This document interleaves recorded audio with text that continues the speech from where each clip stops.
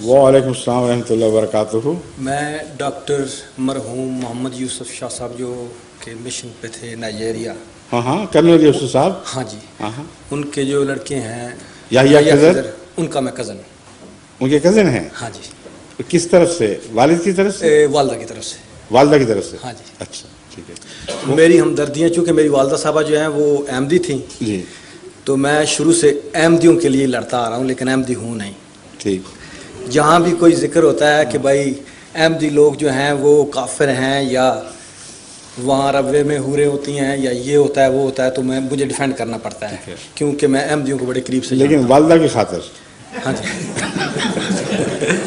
ویسے بھی میں نے احمدیوں کو قریب سے دیکھا ہے، مجھے کوئی ایسی غلط بات نظر نہیں آئی جس کی وجہ سے میں چھوڑا. اپنی ماں کو دیکھا گھر میں اور اپنے عزیزوں کو دیکھا، جب غلط بات نظر نہیں آئی تھی تو چھوڑ کے کہاں چلے گئے؟ نہیں، میں نے ان کو چھوڑا بھی نہیں. میں اپنے آپ کو مسلمان سمجھتا ہوں کیونکہ میرے رشتہ دار جو ہیں احمدی بھی ہیں، شیعہ بھی ہیں، سنی بھی ہیں، سب کو میں نے قریب سے دیکھا. ٹھیک ہے. تو مسئلہ بھی یہ پیدا ہوا ہے، ابھی کچھ عرصے سے میں جو ہے وہ جمعہ پڑھنے کے لیے بھی جا رہا ہوں. تو احمدی میں مجھے کوئی ایسی بات غلط نظر نہیں آئی جس کی وجہ سے مجھے ڈر لگے کہ چلو جی میں وہاں جاتا ہوں کہ مجھے غلط بات جو ہے. کہیں اور کوئی غلط بات نظر آئی کہ نہیں؟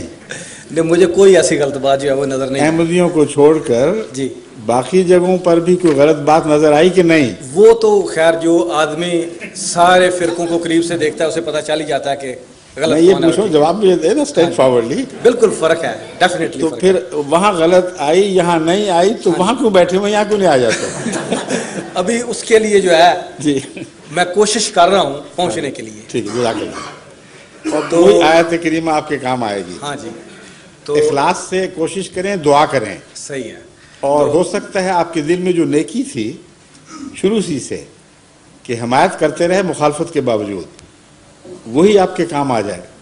صحیح ہے. اللہ تعالیٰ اس طرح بھی جزا دیا کرتا ہے. صحیح ہے جی. تو ابھی بات یہ ہے کہ ابھی تھوڑا عرصہ ہوا ہے میں پاکستان گیا ہوں. جی.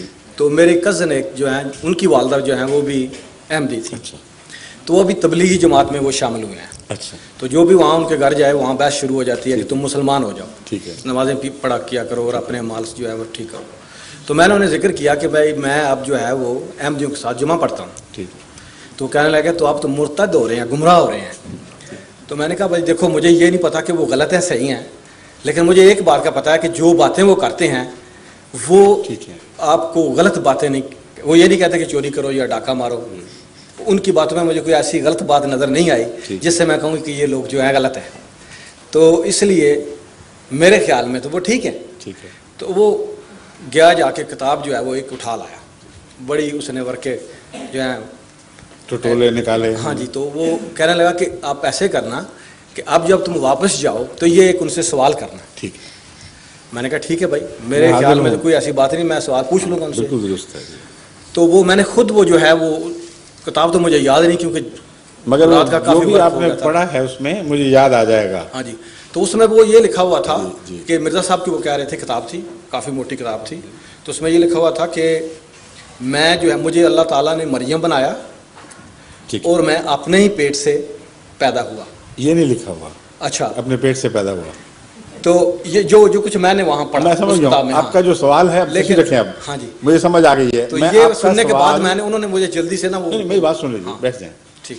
آپ کا سوال بڑی وضاحت سے میں پیش کروں گا اور اس کا جواب بھی دوں گا. میں نے عرض کیا تھا کہ میرا تو واسطہ علماء سے بڑی دیر سے پڑا ہوا ہے، اور جتنے بھی اعتراض آج کل لوگوں کے سامنے پیش کیے جاتے ہیں یا چھپے ہوئے پلندے شائع کیے جاتے ہیں، تقسیم کیے جاتے ہیں، وہ میرے علم میں ہیں. تو چونکہ آپ کو پورا علم نہیں، اس لیے ہو سکتا ہے آپ کا سوال ذرا اکھڑا رہے. میں بتا دیتا ہوں. حضرت مسیح موعود علیہ الصلوۃ والسلام نے یہ لکھا ہے کہ ایک ایسا دور تھا جب مجھ پر مریمی کیفیت طاری تھی، اور وہ بہت ہی تکلیف کا دور تھا. جیسے بچہ پیدا ہونے سے پہلے عورت کو تکلیف ہوتی ہے جس میں سے ایک نیا وجود بننے والا ہو، وہی میری کیفیت تھی، مگر عام عورت کی کیفیت نہیں تھی بلکہ مریم کی کیفیت تھی. اور جیسا مریم کے پیٹ سے عیسیٰ نے وجود پکڑا اور وہ ظاہر ہوا، اسی طرح میری اس تکلیف کی حالت کے بعد مجھے اللہ تعالیٰ نے مسیح کے مقام پر فائز فرمایا، اور یہ گویا روحانی بچہ میری مریمی کیفیت کا نتیجہ ہے۔ یہ ہے اصل عبارت۔ اب میں اس کی تشریح بتاتا ہوں۔ قرآن کریم میں اللہ تعالیٰ فرماتا ہے کہ مومن کی مثال یا تو آسیہ فرعون کی بیوی سی ہے یا مریم کی سی ہے۔ یہ دو ہی مثالیں ہیں، تیسری کو مثال نہیں دی، اور دونوں عورتوں کی مثالیں ہیں۔ اور مریم کی مثال دینے کے بعد فرمایا کہ مریم جس نے اپنی عصمت کی حفاظت کی اور اس میں کوئی ذاتی تمنا پیدا نہیں ہوئی کچھ کرنے کی، کچھ حاصل کرنے کی، ہم نے اس میں روح پھونکی اور پھر اس میں سے وہ روحانی بیٹا پیدا ہوا۔ اس مضمون کا ذکر ایک اور جگہ بھی ملتا ہے، لیکن ایک فرق کے ساتھ۔ وہاں اللہ تعالیٰ فرماتا ہے وَنَفَخْتُ فِيهَا مِن رُوحِنَا، ہم نے اس مریم یعنی ہا عورت میں اپنی روح پھونکی۔ یہاں مرد میں روح پھونکنے کا ذکر ہے، فَنَفَخْنَا فِيهِ مِن رُوحِنَا۔ مومن کی مثال دینے کے بعد، مریم کی پاکیزگی کا ذکر کرنے کے بعد، جب عیسیٰ کی پیدائش کا ذکر فرماتا ہے تو پہلے طرز بیان سے ہٹ جاتا ہے۔ جہاں خالص مریم کا ذکر ہے اور مومن کی مثال نہیں، وہاں فرمایا ہے ہم نے اس عورت میں اپنی روح پھونکی۔ یہاں فرماتا ہے ہم نے اس مرد میں روح پھونکی۔ تو سوال یہ پیدا ہوتا ہے کہ مومن کیسے مریم ہو سکتا ہے اگر مریمی حالت اس پر طاری کبھی نہ ہو؟ مریمی حالت سے مراد حضرت مسیح علیہ السلام نے آگے تشریح بھی فرمائی ہے، وہ مولوی چھوڑ دیتے ہیں اور گندگی کی طرف مائل ہوتے ہیں، کیونکہ جو چاہے جس طرح چاہے سلوک کرے کسی عبارت سے، وہ آتے ہیں اور بعض دفعہ بڑا تمسخر اڑاتے ہیں، اسی بات کو خوب ہنس کر اور مذاق سے بیان کرتے ہیں۔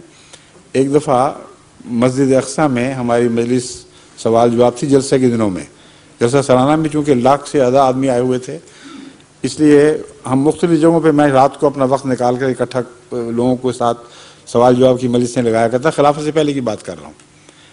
کراچی سے ایک بڑا بھاری وفد آیا ہوا تھا،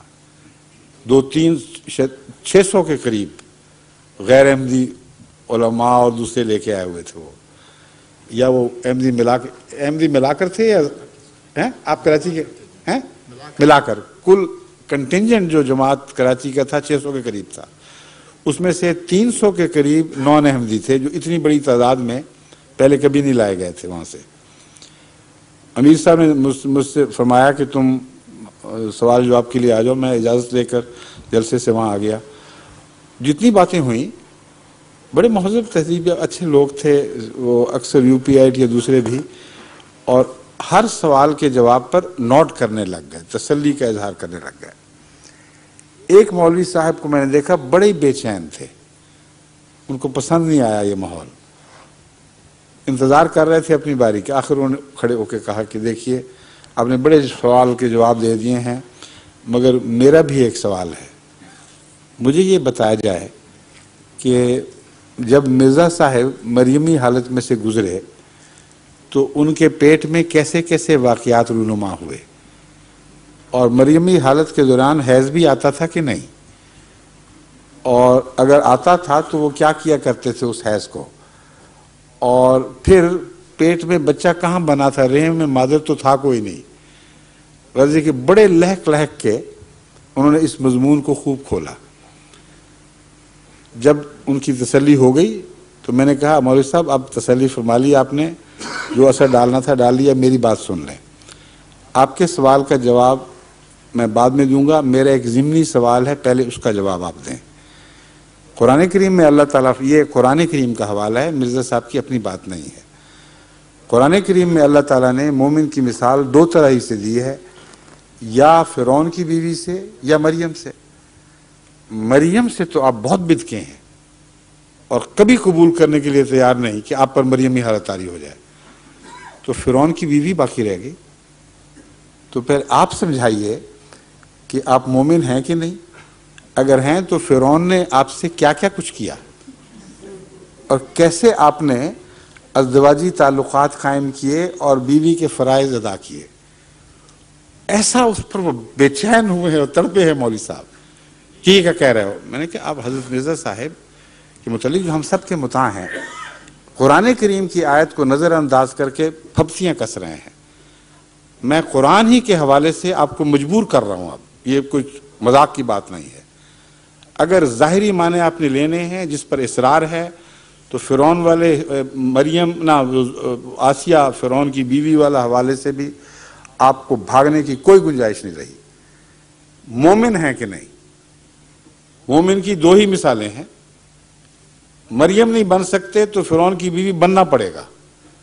اور اگر مریم پہ لفظی اطلاق کریں گے آپ حالات کا تو فرعون کی بیوی کے اوپر بھی لفظی اطلاق ہوگا. اب بھاگ کے دکھائیں. وہ ساری مجلس جو پہلے خوب چسکے لے کے سن رہی تھی وہ مولوی صاحب پہ الٹ پڑی اور وہ ہنسی مذاق شروع. میں نے کہا روک ٹھہر جائیں آپ. اب میں آپ کو مطلب بتاتا ہوں. دو ہی قسم کے مومن ہیں جن کی اللہ محمد رسول اللہ علیہ وسلم کے غلاموں سے توقع رکھتا ہے.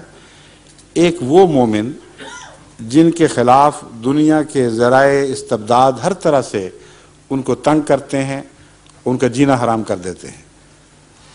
اللہ تعالیٰ فرماتا ہے کہ میرے بندے مومن جو محمد صلی اللہ علیہ وسلم کے غلام ہیں ان کو کم سے کم فرعون کی بیوی کا نمونہ تو دکھانا چاہیے. وہ ایک ایسے جابر بادشاہ کے تابع تھی جو خطرناک دشمن تھا موسیٰ کا، اور وہ بیوی اسی موسیٰ پر ایمان لے آئی جو گھر میں پلا تھا، اور فرعون کے استبداد کی اس نے کچھ پرواہ نہیں کی.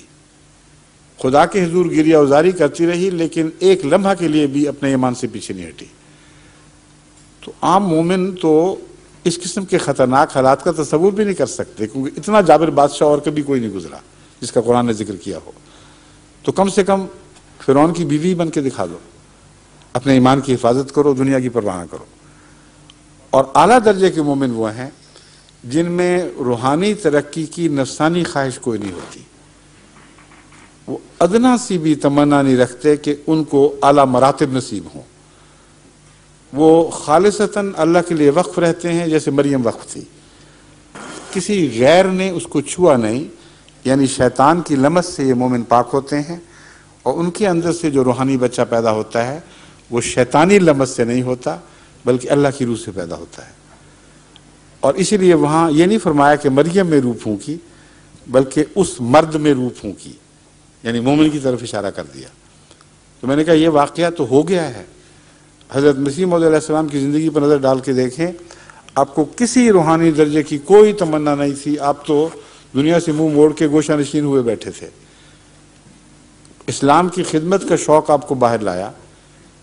اور اس دور کا ذکر کرتے ہوئے فرماتے ہیں میں تھا غریب و بے کس و گمنام و بے ہنر، کوئی نہ جانتا تھا کہ ہے قادیاں کدھر. میرے وجود کی بھی کسی کو خبر نہ تھی، لوگوں کی اس طرف کو ذرا بھی نظر نہ تھی. پھر خدا نے مجھے اٹھایا تو میں اٹھ کھڑا ہوا. اب دیکھ لو یہ کیسا رجوع جہاں ہوا. ایک مرجع خواص یہی قادیاں ہوا. تو یہ مضمون ہے جو حضرت مرزا صاحب نے بیان فرمایا. اور اس مضمون سے پہلے آج تک امت محمدیہ میں ایک ولی نے بھی یہ دعویٰ نہیں کیا کہ اس آیت کا اطلاق مجھ پر ہوتا ہے. بس مسیح کیسے پیدا ہوا؟ ایک ایسے پاک وجود سے، باہر سے تو نہیں اترا کوئی مسیح. اس پاک وجود سے پیدا ہوا جس کے اندر کوئی نفسانی تمنا نہیں تھی، کسی روحانی مرتبے کی خواہش نہیں تھی. اس کی وفا، اس کے خلوص، اس کے تقوی کو اللہ نے قبول فرمایا اور اس میں اسی طرح روح پھونکی جیسے مریم کے پیٹ سے بغیر انسانی لمس کے ایک بچہ پیدا کر دیا تھا. یہ ہے وہ مضمون. اب اس کے بعد بتائیں کوئی گنجائش رہتی ہے ہنسنے کی؟ جزاکم اللہ.